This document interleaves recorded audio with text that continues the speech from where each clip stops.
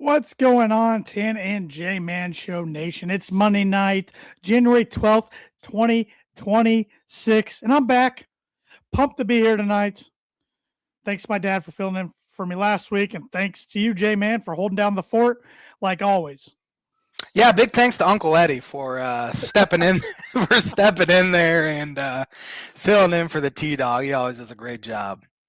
Yep, I had just like a one-day little stomach bug that I couldn't kick, but thankfully I'm better. And one thing I forgot to mention while I wasn't on last week, so I couldn't mention it. This is kicking off season 10 of the Tan and J Man Show. Yeah. I mean, this podcast will turn 10 in November 17th, I want to say. I could be off by a couple days there.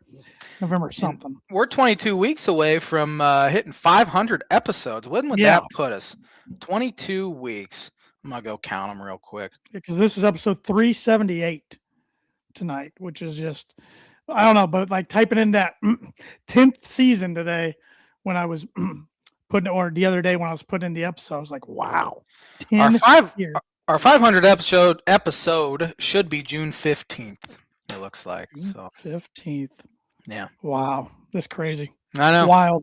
We've covered a lot of good stuff. Yeah. A lot of good stuff. So thank you to everybody who's been listening to us since the beginning and watching since 2019, because for a few years we were audio only. We didn't do video. Yeah. But those days are hard to remember because for the majority of the lifespan of the podcast, we've been doing simulcast, audio and video. Yeah, I much prefer this because as I've said in the past, it would take us forever just to start the thing because we'd start laughing. Now the show must go on. And it's so much easier on the post editing too. Oh, I'm sure. Yeah. Whip the audio from this. I mean, once in a while it has to be edited a little bit, but not really.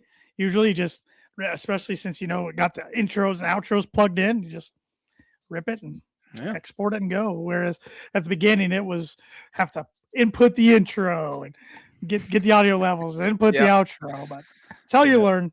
That's how you learn. Yep. So I do have some birdie bogey for you this week. Perfect. So last week was a toughie. My goodness. Thanks. That was a good one. Yeah, that was a good one. Toughie tonight. It's not. You have a shot, I would say. There are 5 quarterbacks in NFL history to have at least 5 career game-winning drives in the playoffs. Can you name those 5? I'll give you 4 for a par, all 5 for a birdie for sure. But 5 quarterbacks with at least 5 game-winning drives in the NFL postseason. Birdie or bogey is brought to you by Jarrety's Place. I don't even have the read pulled up. Do you have the read pulled up by chance? Yeah, small town vibes with big time flavor. Jarrety's Place serves up fresh breakfast and lunch favorites that keep you coming back for more. Located at 701 Main Street in Rochester, Indiana. I've said it before, but back in the day when in high school, my mom would bring me a lot of times a 103, which was a ham and Gouda panini, to give myself some fuel before I went 0 for 4 in my baseball game. So Jarrety's holds a special place in my heart. Well, yeah, and they got good specials going on all the time. This past week, Thursday through Saturday, had specials. They had a crab po' boy, which my uncle got Friday for lunch. It looked really good. They also had the cowboy burger, which is right up your alley. That was juicy burger topped with melted cheese, crispy bacon, crunchy fried onions, and smoky barbecue sauce with classic fries. Appetizers and sides for the week. You had jalapeno poppers, which I've had some of those there. They're really good. Sweet potato fries, also fried green beans. Soups of the day last week. Thursday was creamy chicken wild rice. Friday, cactus chili. Saturday, broccoli cheddar. And every day, everybody's favorite, a loaded baked potato. Absolutely. So, and you can order online as well, jarretysplace.com. So you can order for pickup or delivery. Man, where was that when I lived there? It saved you a lot of money. Let's be honest. It did. Let's be honest. But you can't go wrong. Fresh, honest food as their tagline says. I'll be honest with you. If Jarretty's would have had that, then it might have put Wendy's out of business, honestly, because I spent a lot of money. You and me both at that Wendy's. You and me both. And now I don't get Wendy's too often because it's not. I mean, it's not far, but it's not real close. There's other fast food establishment was closer, and the one of the two locations that I go to, the closer one, is terrible. So Oh, I have to go to the further one if I want Wendy's. So yeah. The Rochester Wendy's people pretty much knew us by name when we'd start walking in there. We went there a lot on Mondays before the show when I lived there. well, a few years ago before I moved, I'm pretty sure it was before I moved. It was I ordered, I think it was plain spicy chicken combo with a lemonade. At the time I was on a big lemonade kick. Mhm. When I went up to the window, the woman goes, "I should have known it was you by your order." Okay, I've come here way too much. That's when you know it's Yep, probably time to cut back a little bit. I probably only boycotted it for a week though. Let's be honest. Uh, Oh man, good times, good times. But we got a lot to talk about tonight. We got NFL playoffs now. The wild card round will be in the books tonight officially after the Steelers Texans game. We'll be talking about the college football divisional round. Oh. Round. I couldn't think of what the name was. Divisional round. College football playoff. Now that we know the national championship is set for next Monday night. Also got Big Ten hoops and a big signing by the Chicago Cubs. Yes. Talk about. So a Yes, lot it is. going on. What do you want to lead off with? I can go right into the Chicago Cubs Sure. talk. It was a big week for them. It'd been kind of a quieter offseason. As Mooney, Moondog worked there back in the day, and he'd hook you up, as you've said. I don't know, Mooney, though, but after you stopped working there, Josh might have surpassed me with the money spent. Yeah, I was going there frequently, embarrassingly, too many times. But Cubs big week. As I said, quiet off season. They supplemented the bullpen up until this past week, but then they made a big trade for starter Edward Cabrera, who has very, very high upside, but also considerable risk. A lot of risk. I mean, he's often injured on the injured list all the time. However, if he can just stay healthy, he has electric stuff. I mean, he throws 98, 99 with a sinking fastball, and then he throws a 94 to 96 mile an hour changeup. That is just out of this world ridiculous. And he finally started to put it together last year, and then he got hurt again. So hopefully they wouldn't have made the trade if the medicals didn't check out okay. But it's kind of a wait and see, and I didn't think they gave up too much for him. They did give up one of their top prospects, Owen Casey, who came up and played some right field when Kyle Tucker was hurt in September last year and did an admirable job. But he didn't really have a spot heading into this year, and I think he comes with considerable risk himself. So I like that deal. And then Saturday night, big night for Chicago. My goodness. In the middle of the Bears game, Jeff Passan, I don't even know how to pronounce his name. Passan, I think. That's what I thought it was too. Yeah. Dropped the bomb that the Cubs signed Alex Bregman to a 5-year, $175 million deal to shore up that offense and the infield. As I'm hoping Matt Shaw will kind of switch into a Zobrist type utility role for this team where he can play everywhere. But Bregman, super high floor, still hits homers, makes a ton of contact, plays really good defense at third base. Credit to Jed for feeling kind of getting out of his comfort zone on both of those deals last week, especially the Bregman one, giving $175 million to a guy, and now Tom Ricketts too. You just didn't know, and now it looks like Cubs will pass that collective bargaining tax threshold, which we've been kind of pushing them to do forever. It comes with a penalty for sure, but if you want to go try to win a World Series, you got to blow past. I mean, Dodgers have, Mets obviously have, Yankees Hadn't worked out for the Mets very well. Has not worked out for the Mets, but I'm very, very happy so far. And the offseason's not done, and I think they'd be smart to add another outfielder as well. And looking at what the other teams in the NL Central have done, I mean, right now I would say projections-wise, Cubs should win that division by 10-plus games at this point.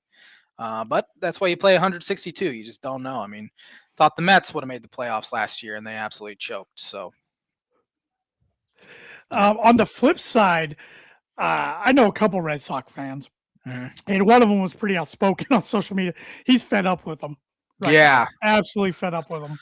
Yeah, supposedly they put it together an offer that was about $10 million total less than what the Cubs put together. But the Cubs are deferring money too. which I don't think the Red Sox were going to do, which I think hurt their case as well. And yeah, the Red Sox are kind of playing the small market kind of team that they're not. I mean, it's a very large market with a very good TV deal, and they're always on national television and one of the premier teams in baseball. And they are starting to run their team kind of like the Cubs did from 2018 to 2022 or whatever it was before they really started spending money again. And it's a shame. And everyone in baseball needs to spend money. I know some teams don't have the kind of revenue other teams do, but the Red Sox bring in as much money as anyone in the sport, likely. And it's kind of pathetic, honestly. And hopefully in the new collective bargaining, hopefully they come to agreement next year and it will start to punish teams for not spending money. So. Yeah, well, unless you got anything else you want to talk about on the Cubs. Nope. Let's do our next 5 bold predictions in our 26th, to answer your question last week. Bold predictions of 2026. But first, I gotta bring this comment up from Thad Mooney real quick. 2006 to 2009, the amount of paid plus the on the house nuggets combined Tanner got. You guys are probably in the ballpark of each other for a lifetime WCA Wendy's consumption average. Yeah, I would say. Since I moved, my Wendy's consumption is way down. But back in the day, man, it was by far the best in the city of Rochester. So now, what's your highest fast food consumption? I know. I would say Chick-fil-A for sure. Chick-fil-A. And it's mainly because my wife likes it and it's right by her work, so she just grabs it on her way home. I would say Chick-fil-A 1. Culver's is a very close second. Love myself some Culver's. Kind of gone away from Popeyes a little bit since we moved out to where we live now. It's a little further away, but I would say those are probably the top 3: Chick-fil-A, Culver's, Popeyes. Mine's McDonald's. Mine's McDonald's 1 because my wife really likes it and it's closest to us. Yeah. 2's Popeyes. It's further away, but the amount of money I spend there is kind of embarrassing. And then 3's probably Burger King, actually. Okay. Yeah. I don't get Burger King as much as I did either. Another close option for me. So yeah, Cane's too. I forgot I should throw them in the mix. I haven't had them in a while though, but they're pretty close to me as well. You have to drive like 25 minutes to get to the Cane's. Yeah, it's not worth it. No.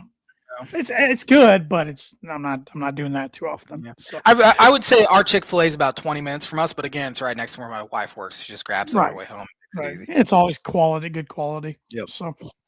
All right, the next 5 bold predictions of the 26 bold predictions for 2026. I'll lead off with my first one. It's very related to what you were just talking about. I got the Cubs winning the National League. In the National League? Whew. National League. Man. Okay. Didn't say World Series, but I got them getting there. Sign me up right now, honestly. I also have a Cubs one here that I'm just going to piggyback off of that. Significant less risk than what you had, but Cubs will win the NL Central for the first time since 2000 and I guess they won it in 2020. First time in a real season since 2017. Last year you predicted that. Year before was they'd finish last. Yeah, I was mad, and that was an emotional pick by me because I was so mad at them. But yeah, I got a lot of football ones tonight. Second one's maybe a little of a homer pick, but I'm sticking with it. I got it right this past year, my bold predictions. I got the Broncos going back-to-back for AFC West titles. Definitely could see that happening. Let's see here. I have an NFL one here as well. There will be this was part of my prediction last year. There will be an NFL team that goes from worst to first. The Bears did it. Yep. I'm going to have that as my prediction as well, but I'm also going to pick the team that does it. I like it. The Detroit Lions are the easy pick. Although they play in a very tough division, but they're talented. But my pick is the New Orleans Saints. The way they played towards the end of the year, Tyler Shuck looks like a legitimately good quarterback. Bad division. Now, Atlanta could go and hire John Harbaugh or Kevin Stefanski, and they'd be fine. But I'm thinking New Orleans is the team that goes worst to first. They're the most likely, in my opinion. I like that. My third, LSU will not make the college football playoff. I like it. There was a report today that Sam Leavitt committed to them, transfer from Arizona State. However, it sounds like Tennessee's putting together an NIL package to try to get him.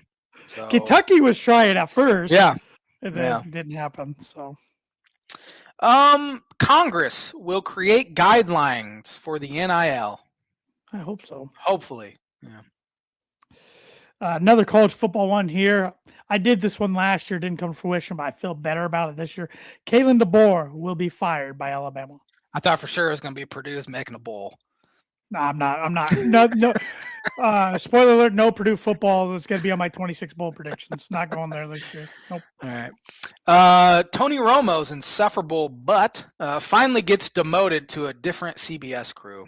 It's time. He said some of the dumbest things yesterday. It's time. I think J.J. Watt on CBS is fantastic, and he should be Nance's guy. They're paying him so much money, though. I don't know if they'll demote him. I mean, yesterday he's like, man, I'm telling you, Jim, either one of these teams, they can make a run at the Super Bowl. Yeah, it's playoffs. Any team in the playoffs can make a run at the Super Bowl. What are you talking about? His stuff was great the first couple years. You know, he's predicting plays. He's been out of football for so long now that he no longer does that.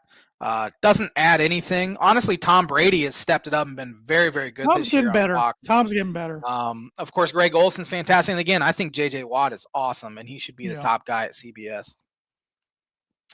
My last one's probably maybe the most Cubs one's pretty bold, to be honest. That's very bold. My last one's pretty bold because I'm not sure his health status going into this year, but this guy turned 50 in December, so he's now eligible to play on the PGA Champions Tour, the senior tour where they ride carts. Tiger Woods will win a senior tour event in 2026.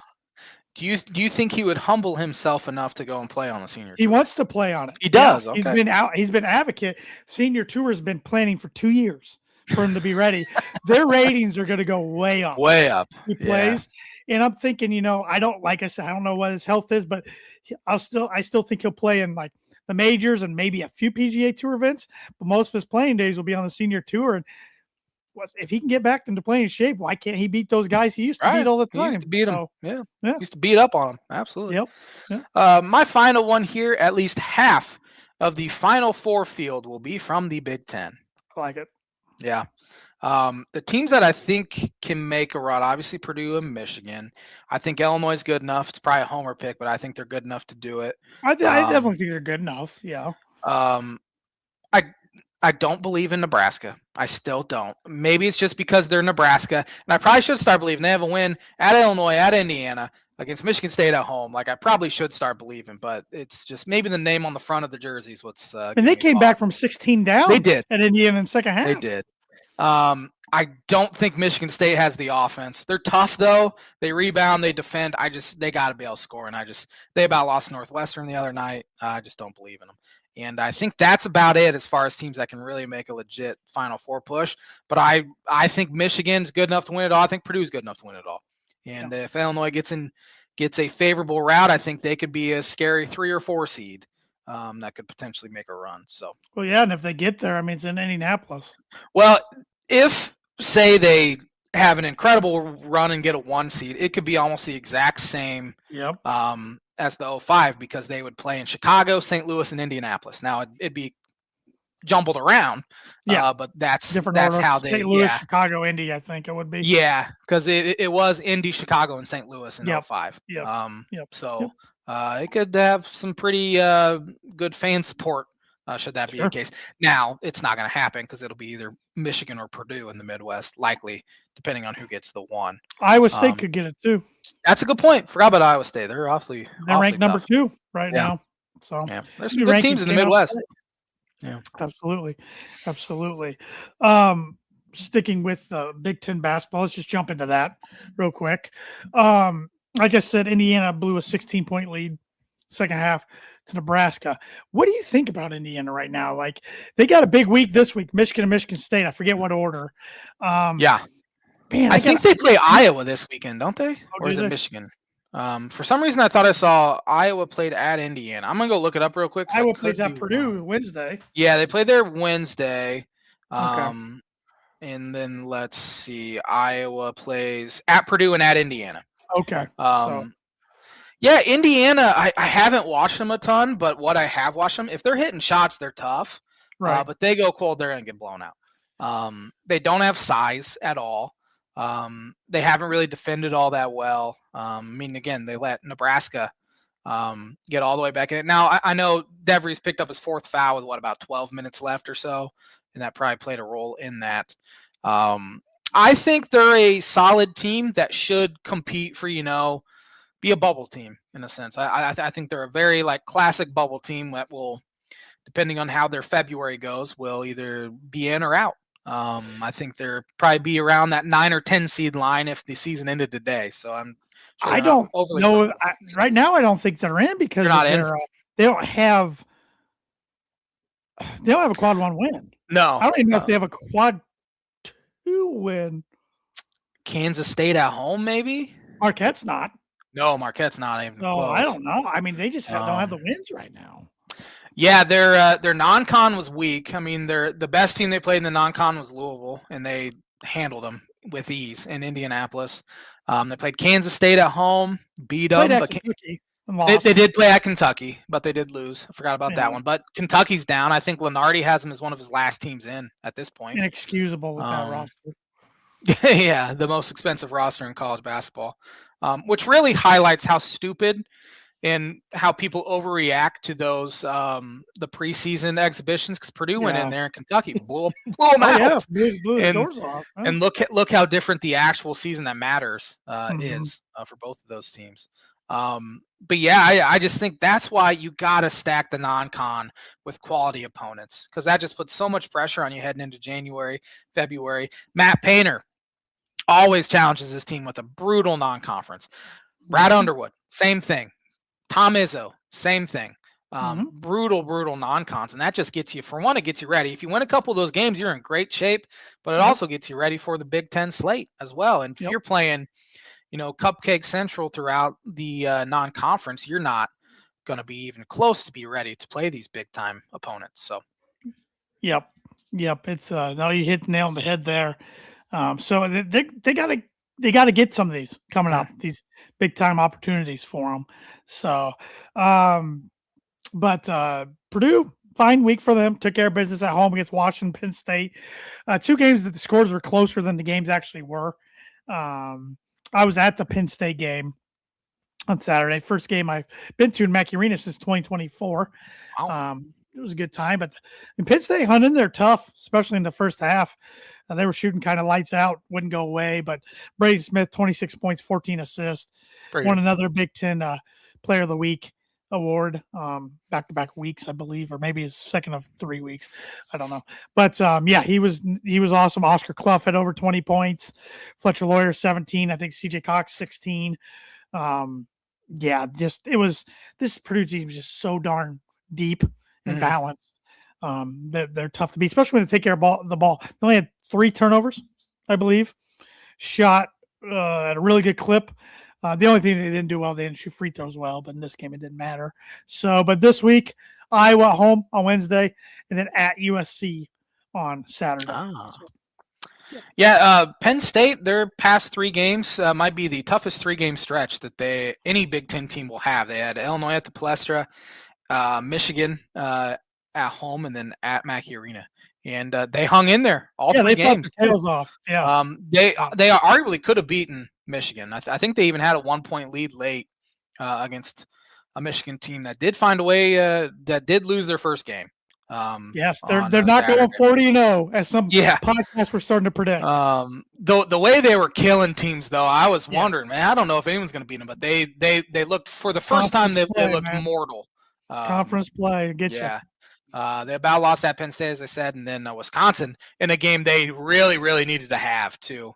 And maybe they'll kind of go on a run here now. I hope so. But that'd be a nice little, if it pops up into the. I don't even know if are they technically a quad 1 win for Purdue right now? I think they're right on the cusp, maybe on the road, maybe. I don't know. I think you have to be in the top 75. And last time I saw, I think Wisconsin was in the 80s. But I probably shot up a couple spots to get to that, but that stuff means really nothing at this point. Right. We got a good 15 or so, 16 games to play here in Big Ten play. But Michigan State struggled with Northwestern earlier in the week, to the point where Northwestern, I think, was up 7 or 8 with about 10 minutes left, but then Michigan State came back and handled them with ease. Elsewhere around the Big Ten, Illinois won both of their games. Nothing overly exciting, I would say. The Iowa game was close. Iowa's an interesting team. They're so much different than they were under Fran. They're tougher, play much, much better defense, but they are not a good shooting team. And Bennett Sturts actually picked up his fourth foul with 11 minutes left yesterday.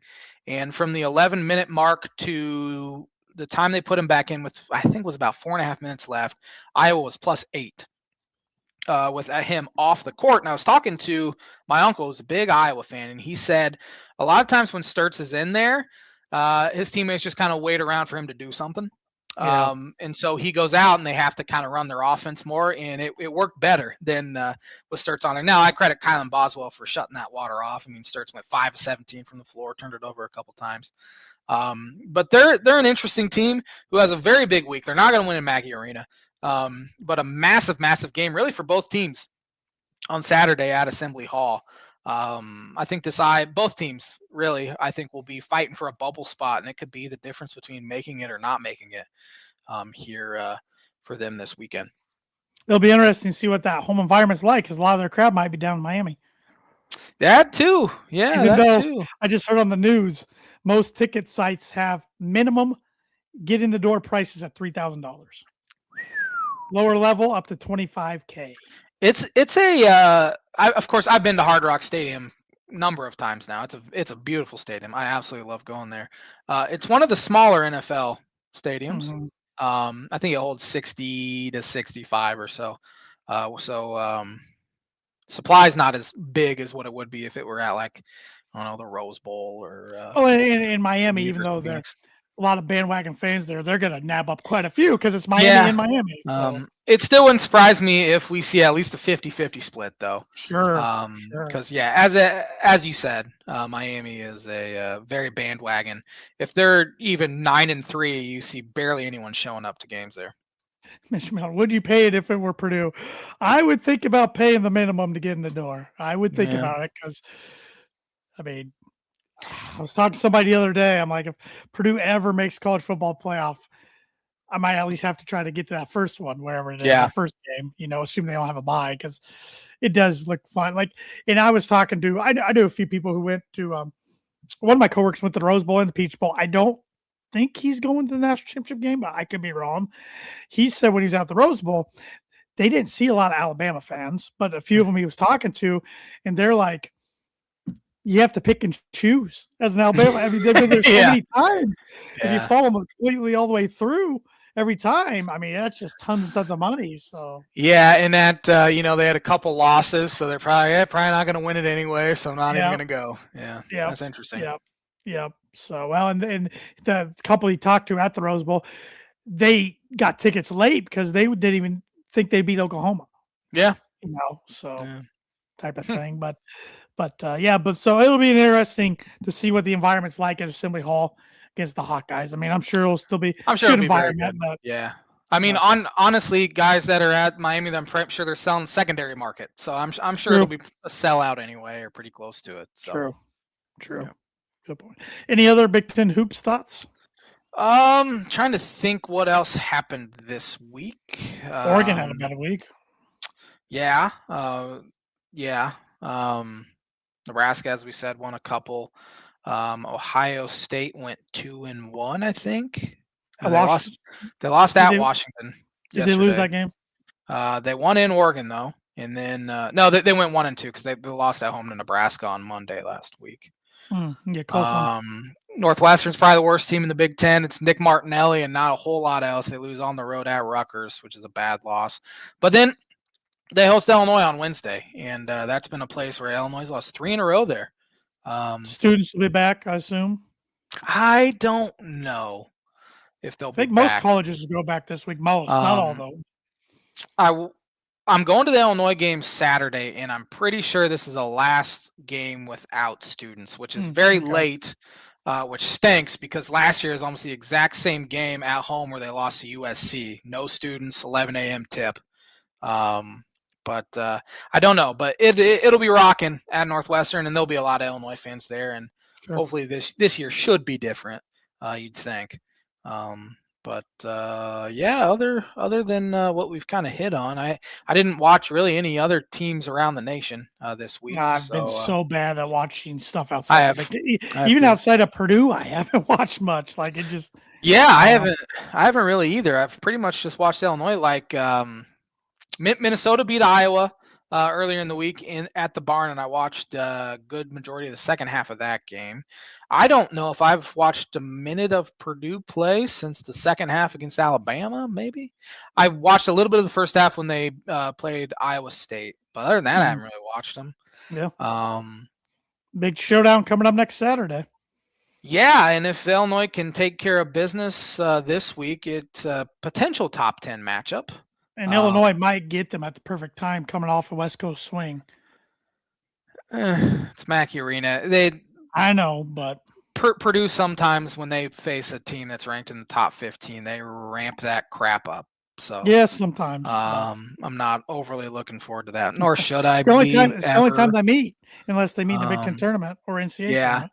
and there's a good chance Illinois 16-3 coming in, Purdue's 17-1 or something like that. There's a good chance, so it'll be a very hyped matchup. Sure. For sure. Of course, that depends on if Illinois can take care of business at No, Purdue's got Northwestern. to take care of business too. And I mean, they got 3 games in between that. I mean, they do. I'm not, you know. Illinois has Washington at home next week, Minnesota at home Saturday at Northwestern. So on paper, they should be able to take care of those 3. But yeah, we'll see. Basketball's weird. Yep, I'm glad they're getting that game out of the way early instead of in March like last year. Whereas I think it was the last regular season game, wasn't it, for both of them? It was like a Friday night right before the Big Ten tournament. Yes. You got to wait all year to play them, and then it was a big time matchup. And luckily, Illinois was able to come back and win. Been living off that high for 10 months. Year before they played late. It was late February, early March. Yeah. Yeah. And then the year before that, the year before that at Mackey was the final regular season game as well. So they've in the past 2 games at Mackey have been very, very close. Purdue had gotten off to 20-point lead in each of them, and Illinois was able to scratch and claw back to make it a 1-possession game with about 10 seconds left, something like that. So if Illinois only loses by single digits at Purdue, I'd be pretty happy. But that's just a loser defeatist mentality that I have. Yeah, that's not optimistic there, man. It's not. It's not. Nor should I be going into Mackey Arena. They've won there once in the past 16 years or something like that. So well, you want to get educated. I do, always. Today. And learn about some sporting events that have happened on January 12th. Let's see here. On this day, 1946, the NFL champs, the Cleveland Rams owner Daniel Reeves, announced his plans to move team to Los Angeles to avoid having to compete with the incoming AAFC Browns team. It's a different day back in the 40s. Different day. On this day, 1958, the NCAA added the 2-point conversion to scoring system. Nice.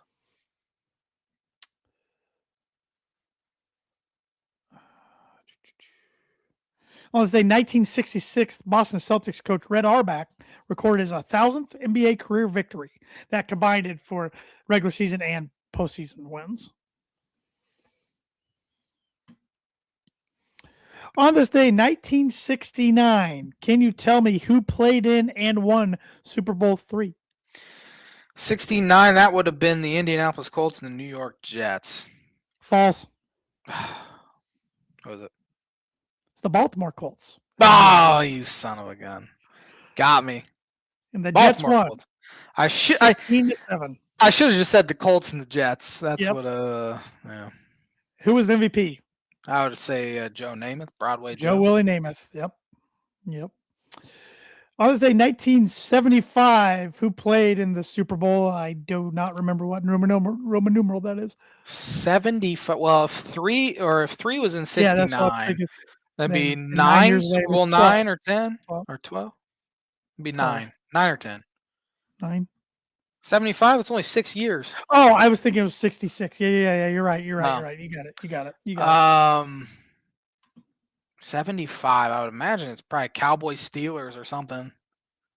You got one of those teams. Cowboys. Steelers beat the 6. Beat who? Vikings. Oh, Vikings. That makes sense. Steelers beat Vikings. Who was the MVP? Bradshaw. Lynn Swan. Franco Harris. Franco Harris. Yep.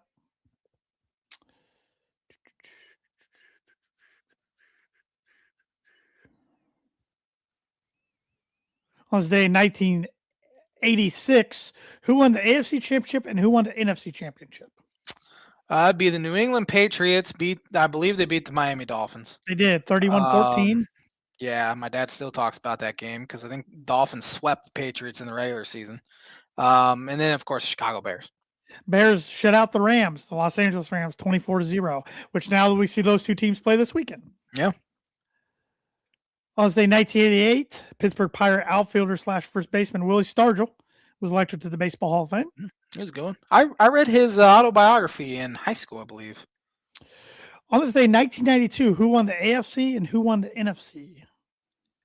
AFC was Buffalo Bills. NFC was Washington Redskins. You got it. The Bills beat the Broncos 10-7, and the Redskins beat the Lions 41-10. The only reason why I know that is because the Bills-Redskins Super Bowl was the day I was born. There you go.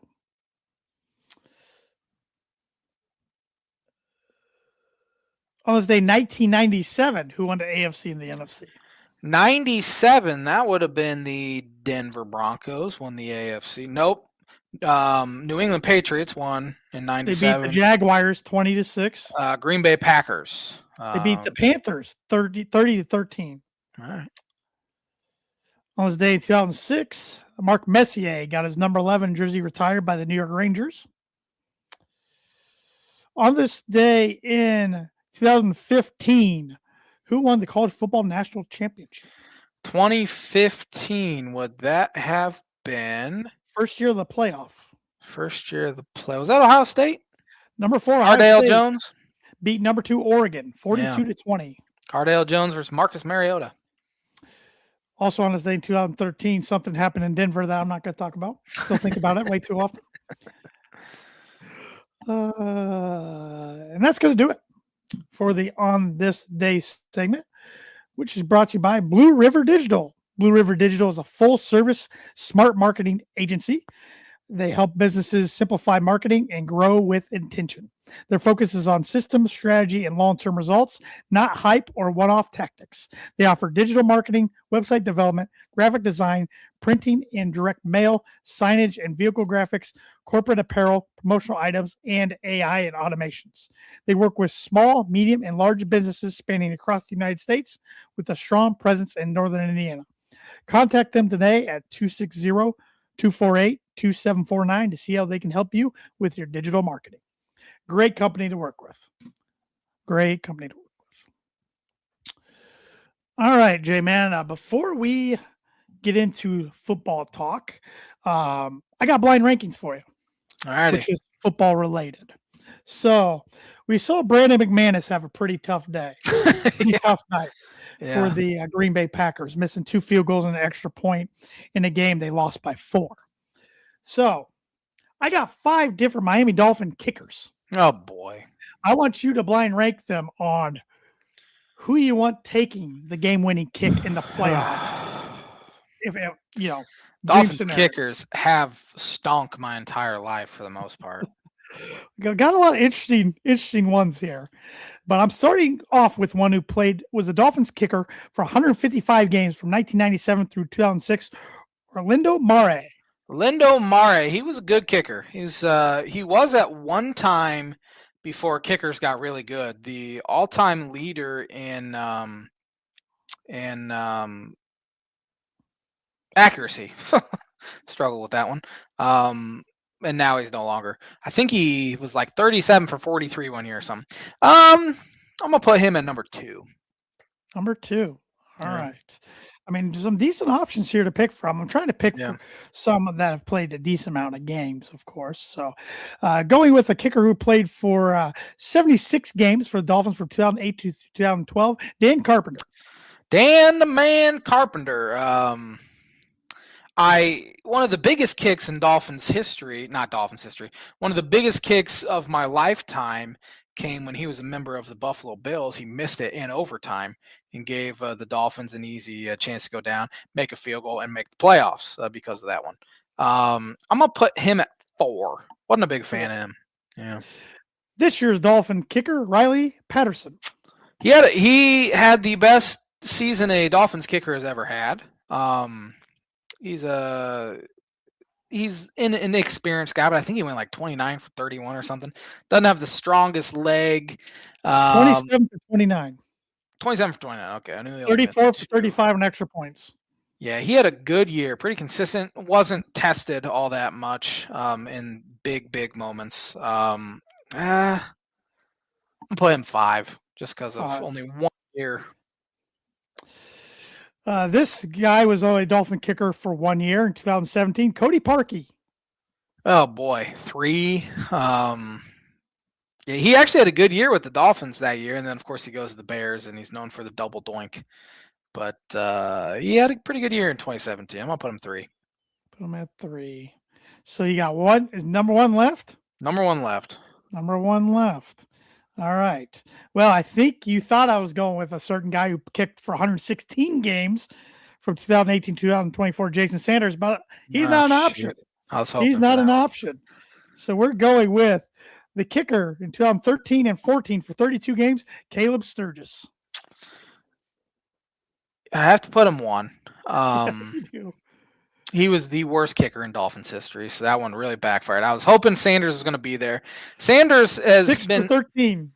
Yeah, he was bad. In fact, my dad and I went to a Dolphins game in New England, in Foxborough, and Dolphins drive all the way down there. They get the ball first, drive all the way down there, go to take a lead against Tom Brady. He gets it blocked, it gets ran back for a touchdown. The place is up for grabs. You can barely hear yourself think.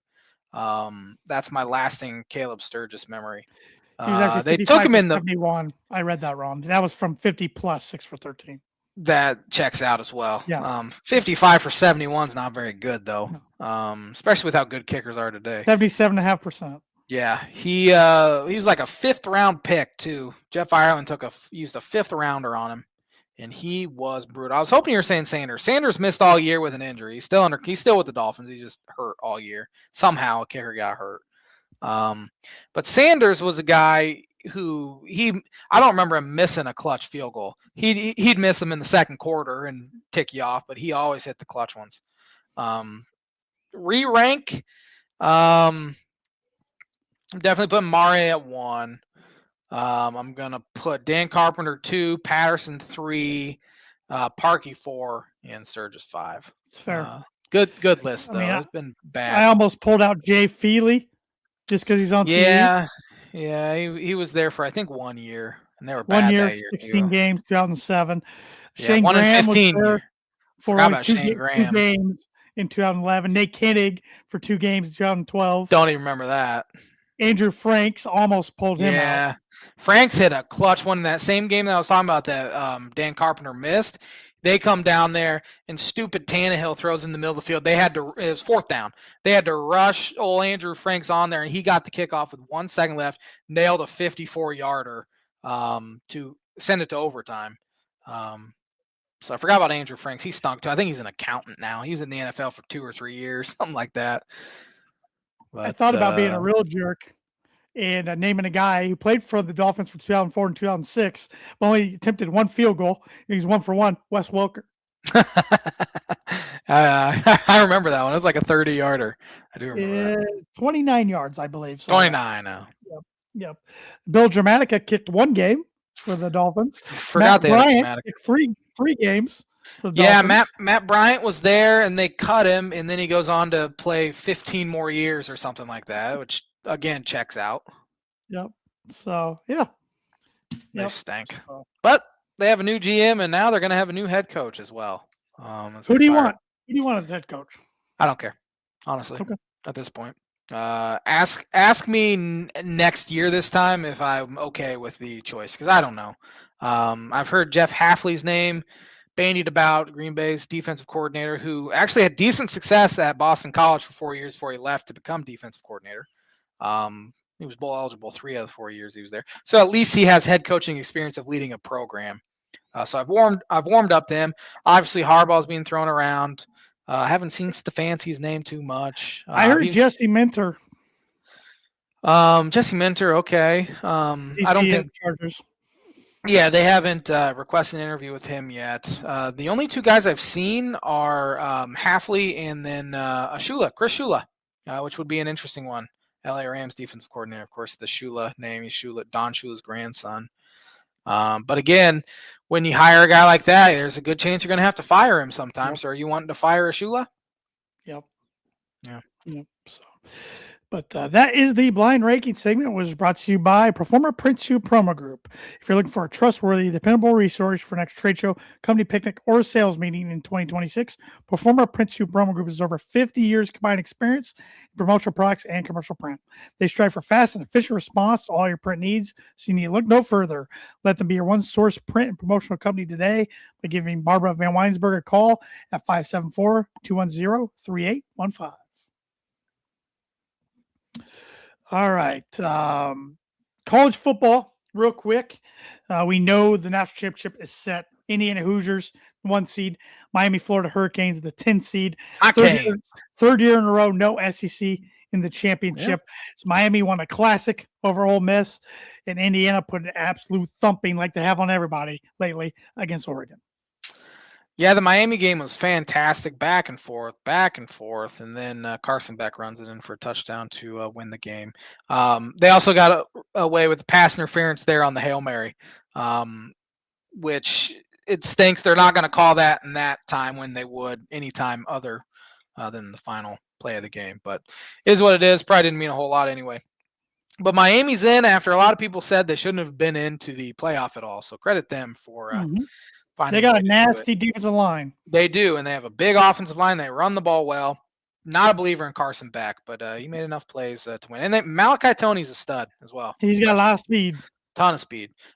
Indiana's just bludgeoning teams. First play of the game, pick 6. Yep. And that just kind of set the tone. Oregon was able to go down and score to tie it, but then after that, it was just an absolute buzzsaw. I don't have they put a line out for that game yet.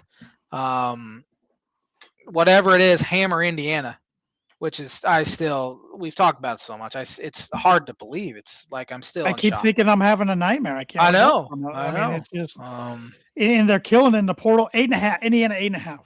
That's way lower than it should be. It should over 100 is 48.5. It should be closer to 15.5, I would think. I would be right now shocked if Indiana doesn't win handily. Just with the way they've been doing. They just seem like a team of destiny.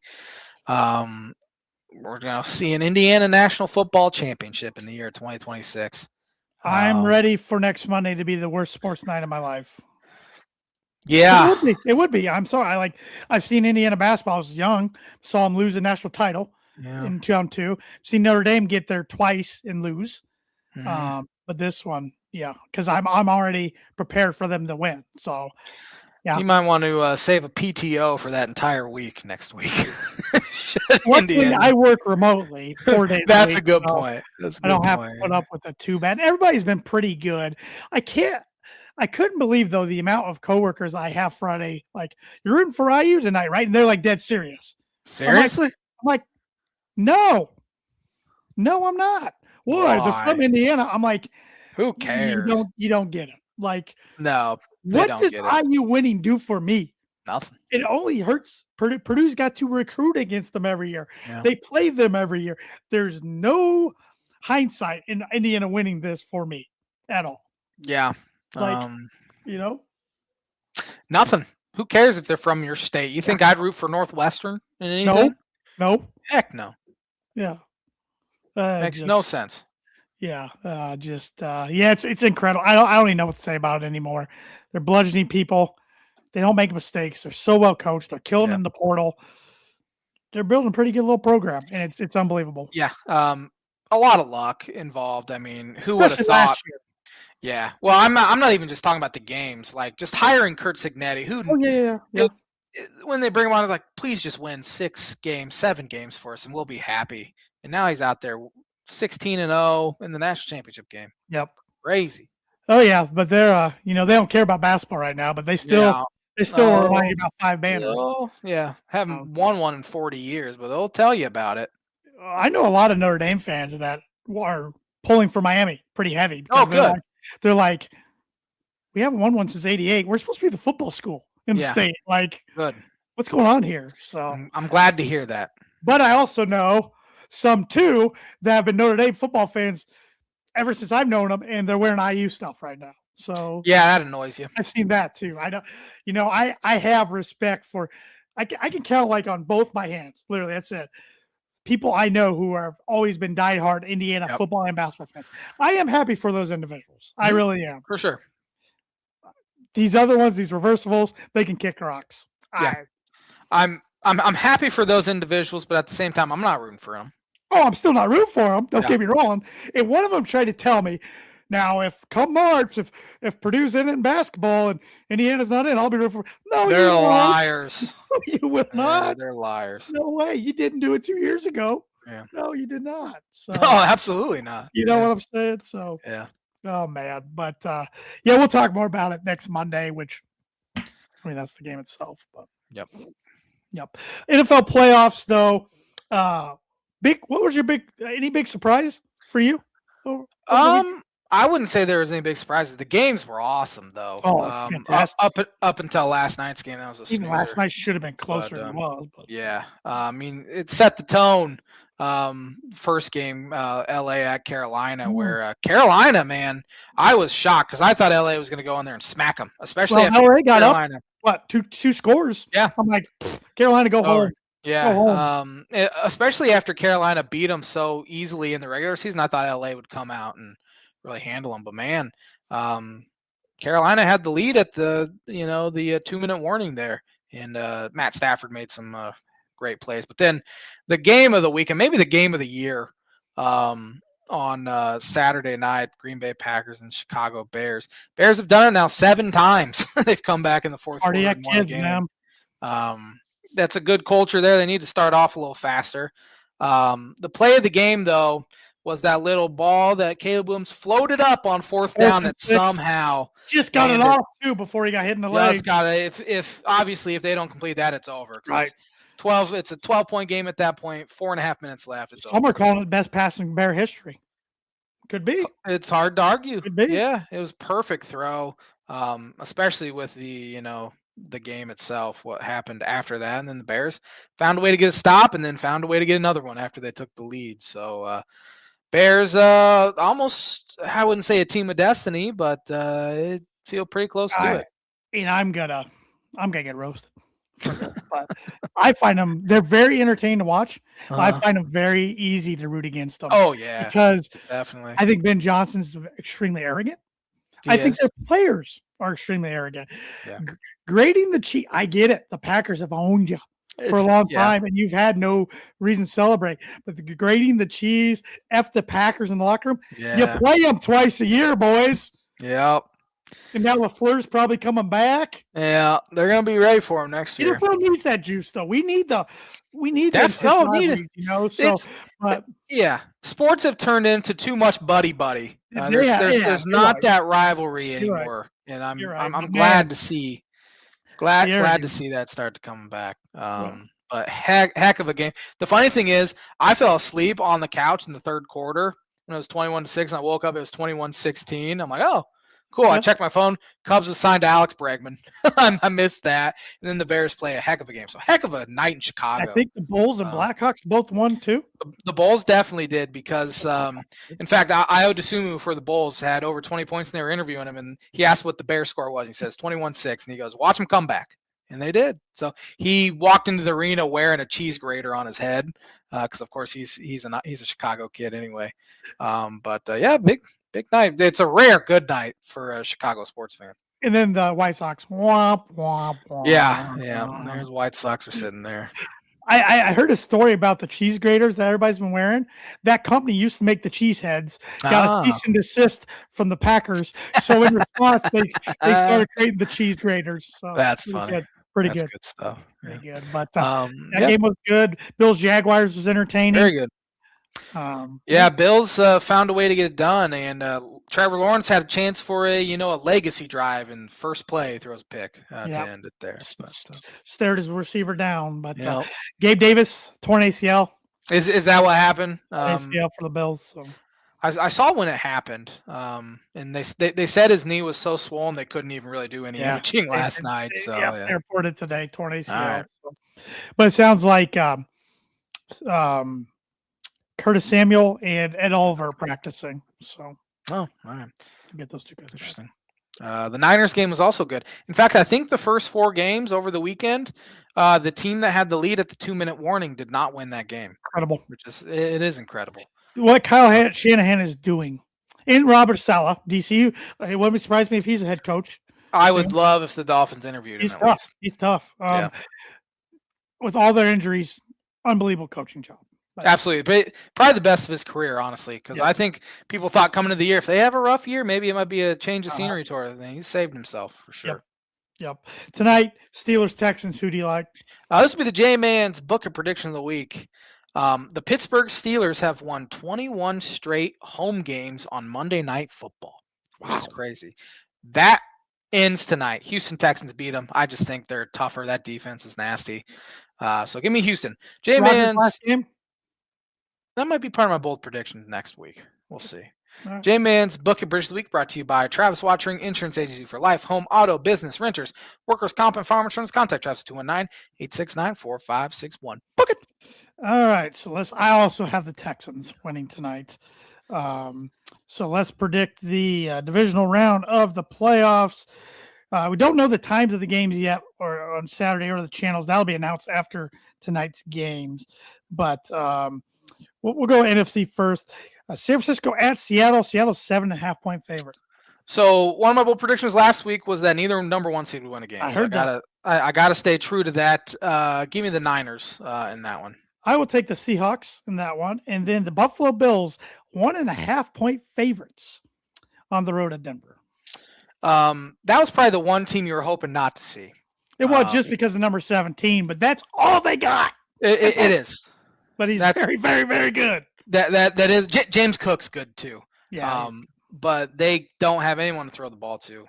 Their defense is pretty good, but not the run defense, but the pass defense. Yeah, their run defense is trash. But never can run the ball. So 17 is scary enough for that one. I'm sure you were rooting pretty hard for LA last night. Honestly, you much rather. I was. I felt dirty as a Broncos fan for the Chargers, especially with how bad that offensive line is. I mean, Broncos might have gotten 12 sacks against Herbert. It looked like he was getting died. I know. Last night.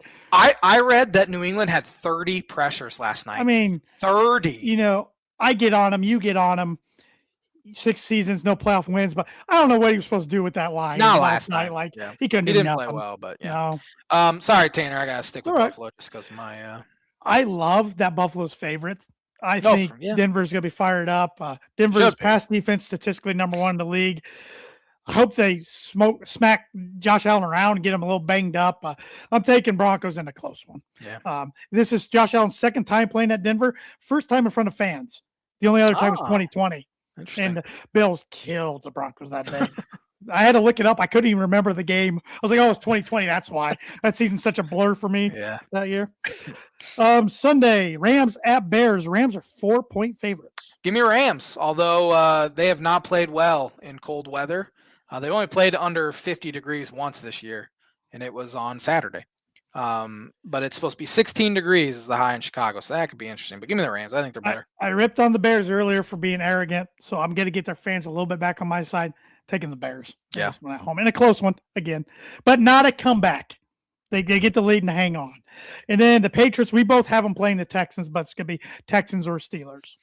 Oh, man. I think New England either way, just because they're at home. They're good. They're legitimately good.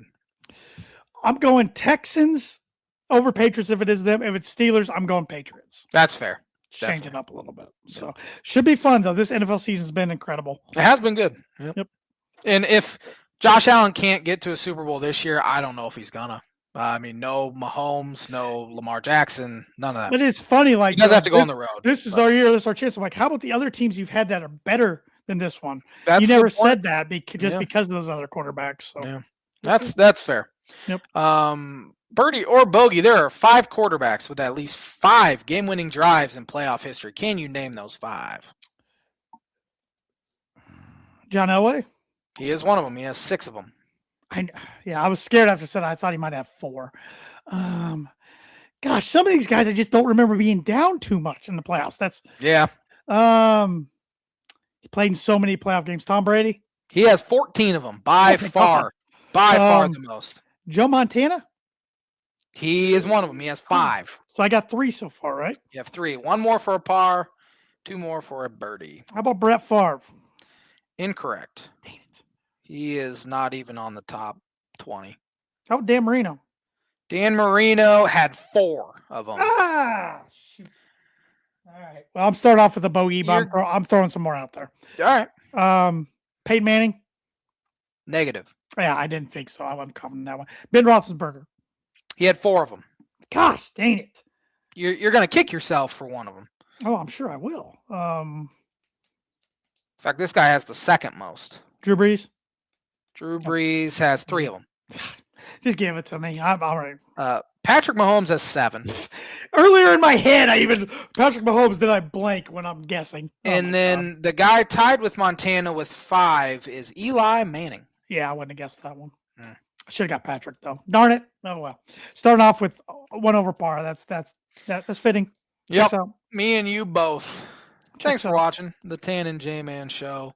And we'll be back at her with another episode next Monday. Have a fantastic week, everybody.